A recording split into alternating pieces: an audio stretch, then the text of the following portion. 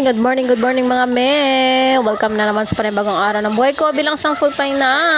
A blessed morning sa ating lahat mga me. Samahan nyo na naman ako sa panibagong araw.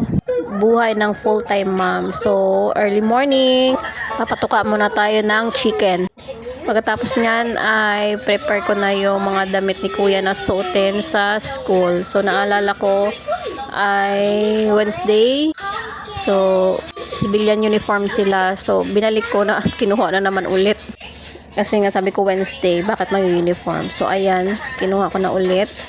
At prepare ko na para naman hindi na siya mahirapan magkalkal mamaya. At pag siya ang kukuha ng mga damit ay laging taob lahat yung mga damitan niya. So, same sa kanyang ama pag kumuha ng damit ay nako, basurahan na pag binalikan mo. So, ayan mga me. Back to reality na tayo sa aking daily routine tuwing umaga. Ngayong araw ay naka-timetable naman yung aking gagawin. So, dito ay maghuhugas ako ng mga bote ng mabata. Unahin ko na muna ito at sunod-sunod ng iba. Pwede rin naman sabay-sabay basta lang matapos. So, kailangan ng bote na ay hugasan natin mabuti para naman may magamit maya-maya ay mga bata. Mukhang hindi ako naghahabol ngayon ng oras dahil maaga ako nagising. So, late na ako natulog, maaga pa nagising. So, around 1 a.m. in the morning ako nakatulog siguro mga me. At around 5 a.m. din ako nagising. So, dito ay ginagayat ko na yung sibuyas, bawang at saka iba pa para mamaya ay di na ako mahirapan pagkarga-karga si baby at pag nagising na siya. So, ito yung baon pala ni kuya. Ayan. Gusto niyo yung medyo basa sa loob na egg. Pag hiniwa mga may yung egg ay yung egg na wet sa gitna. So, sabi niya failed daw ang gawa ko. So, sabi ko first time ko naman ang gawin. So, next time ay perfect na. So, ayan, binaon niya pa rin. Gusto niya kasi magbaon ng rice today mga me. Even though ilang oras lang din yung klase nila. At meron naman siya ibang biscuit. So, sabi niya, nakita daw niya sa klase niya ay yung nagbabaon ng kanin. So, ayan, nagbaon siya. At dito mga me ay pinokpok-pok ko itong karne para maging giniling siya. So, ayan. Tinamad na ako maghiwa-hiwa ng maliliit. At pinokpok ko na lang. So, kahit hindi na masyadong maano yan, okay na yan me. Isasahog ko kasi yan mga misa aking spaghetti mamaya. So, ito yung pang-ulam naman ni kuya today. Ayan, iniwaan ko lang siya ng ilang hiwa doon sa panglahok ko sa aking spaghetti. So, ayan na nga kanina. At na, putol-putol yung aking video mga me. Kasi cellphone ni Ate Polly yung gamit ko at hindi na nagsunod-sunod yung aking video. So, ito yung pag-prepare ko ng breakfast ni kuya bago ko ilagay yung kanyang egg na ulam. So, yung rice niya ay kagabi pa ito. Ininit ko lang. Kasi naman, ang daming rice kagabi. At para makapagluto ako ng bago. So, syempre, ininit natin mabuti yan. At wala na mga may. Nilagyan ko yan yung sumka mga may na kaunti patak para hindi mapanis. Mabilis ang kanin.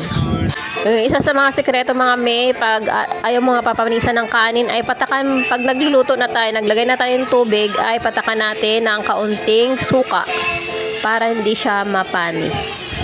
So, ito pa lang yung way ko ng pagluto ng kanyang babaunin na request niya na egg. So, dapat pala magaganyan mga may patayin na agad. So, ayan kanina, binuksan ko pa. Tama na pala yung patayin ko na. Tapos, itiklop na natin pag ganon. Pag binuksan natin yan ay luto, hilaw pa yung loob niya. Kaya binuksan ko ulit, kaya nag-dry na. Natakot naman akong medyo basa pa. Kasi binuksan ko yung apoy. Dapat pala ay patayin na agad. So, natulala pa ako dyan. Dapat talaga itiklop siya ng parang iro-roll mo siya mga me. Ganun. So, ayan, next time, I know na talaga yung way ng pagluto ng request ni kuya na, ewan ko ano pangalan yan, sabi niya kagabi. Pag may request yan at pag kaya ko naman lutuin, ay niluluto ko na mga me para naman kumain siya. At para naman din maiba yung kanyang kinakain lagi na ulam po, puro prito or sabaw. So, hindi naman pwede siyang magbaon ng may sabaw kasi nga at baka matapon. So, yan lang din.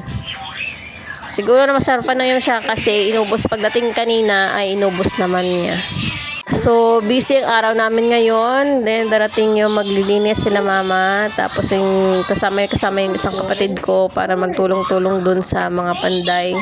At may papalinis din ako the same time. Ayun na nga.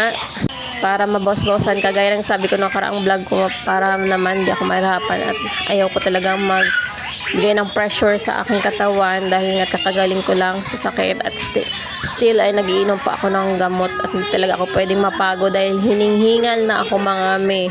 Sabi ko nga 2 bintana pa lang yung aking napunasan, nahingal na ako. So talagang hinay-hinay muna ako sa gawaing bahay hanggang hindi ako nakaramdam na talagang balik na sa dati yung aking tamang paghinga. Dahil asthmatic at asthma ay nasa akin na.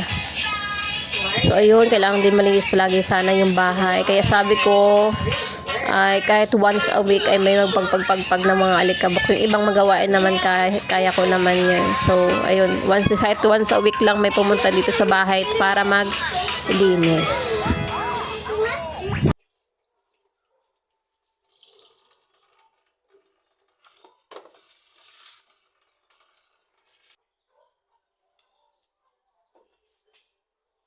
At ito na yung result ng pinatanggal ko na yung mga basura-basura dyan mga me. At mamaya ipatambakan ko siya ng buhangin. So ayan yung dirty kitchen namin mga me. Itsura niya. May puro basura yan dyan. Nabulok na ng mga basura. So pinasako ko na mga me para pwede ko siya tamnan ng kung ano pwede itanim. So pinalagay ko doon sa likod. Dito naman mga me ay paligpit ko din mamaya. Dito na rin nag-umpisa na ako mag-gisa-gisa ng aking nagpupukpok na karne kanina mga ame. Hindi ko na masyado talagang pinukpok mga ame. Okay na yung malalaki para busog naman sila agad. So ayan, lagyan na natin yung pamalasa, salt and pepper, tapos ay panlasa tayo ng sarap kaunti para naman ay mag-imilam yung ating sahog. So ayan, palambutin na natin kaunti yung karne mga ame.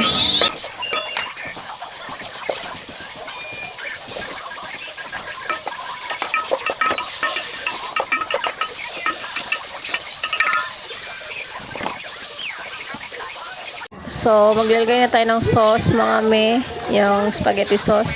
So, minadabra si the day doon sa fridge. Ay, ito na lang muna yung unahin ko and then yung bago ilagay natin. So, sayang din naman kasi nakastock lang naman doon sa fridge at nga at masayang na naman itapon pag hindi na to mainam gamitin.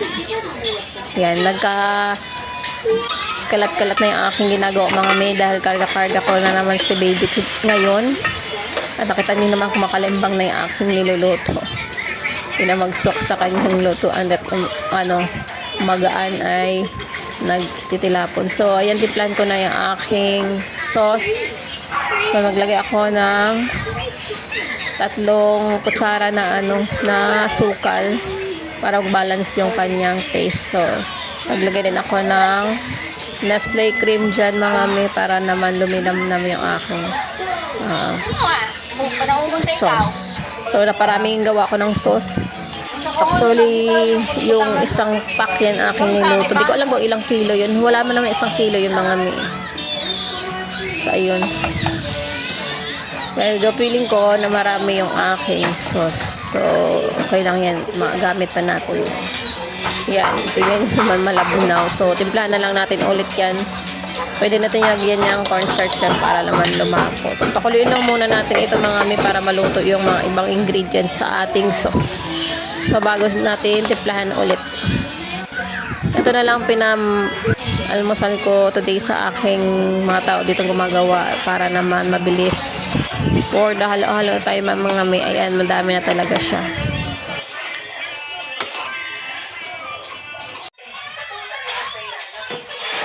At ito na, ready na for plating. May maglagay na tayo ng sauce. While I'm doing this, mga me, ay Syempre, karga-karga pa rin ang aking baby bunsoy.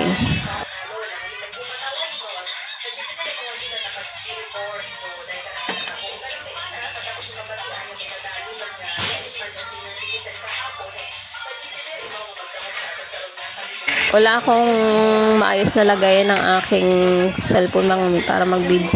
Sira na kasi yung aking taas na yun. Maganda sana yun kaso naputol yung kanyang stand.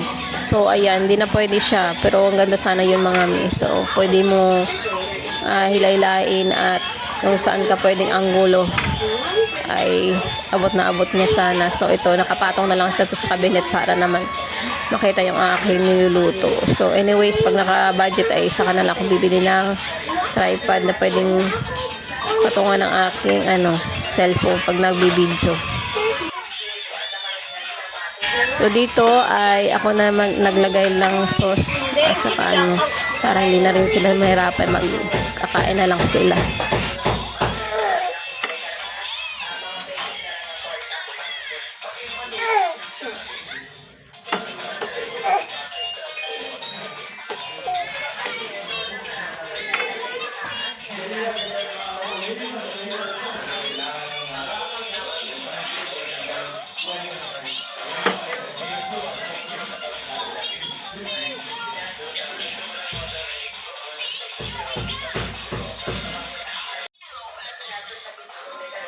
So, nagagad na ako ng cheese para sa toppings nila sa kanilang spaghetti. So, nakita nyo naman yan na bit-bit ko ang aming bunsoy. So, carry pa naman mga me. Pero sakit na naman ng balakang kabuhat dito sa batang ito. Ay nako, okay na lang yan kasi mga ilang araw ay baka hindi na yan mapabuhat sa akin at nagtatakbo na sa labas. So, ngayon ay tiis muna at sa pagkakarga sa kanya at yung ilang araw na pwede pa natin siyang kargahin. So, araw din na natin makakarga ito at mamimiss na rin natin magkarga ng baby. Alam ko yan. Ayan. Tuwan-tuwa naman ng batang yan. Paggising lang yan mga me nag-iiyak siya. So, ayan. Hindi pa naman ako natapos sa aking gawain at nagising na siya. So, ayan, charan, ready na for serve, mga me. Ang kinalang almusal for today. So, partner niyan ay pandesal, mga me. Kasi nakabili ako ng pandesal. That's it for today, mga me. Thank you for watching. God bless. Please subscribe my channel.